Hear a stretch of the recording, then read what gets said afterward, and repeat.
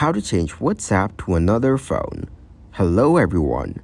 In this video, I will show you how to change WhatsApp to another phone. To start, open the WhatsApp application.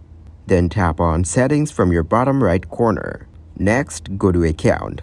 Here, you will find the option of Change Number by tapping on it. By using this option, you'll be able to migrate your account info, groups, and settings from your current phone number to a new phone number. You cannot undo this change. So to proceed, confirm that your new phone number can receive SMS or calls, and tap Next to verify that number. Here, add your new phone number and tap on Next to save it. Also, check out our video on how to know if someone has blocked you on WhatsApp without texting them. Thank you guys for watching this video. Hope you got some value. Make sure to like the video and subscribe to the channel to get notified for new videos. See you in the next one.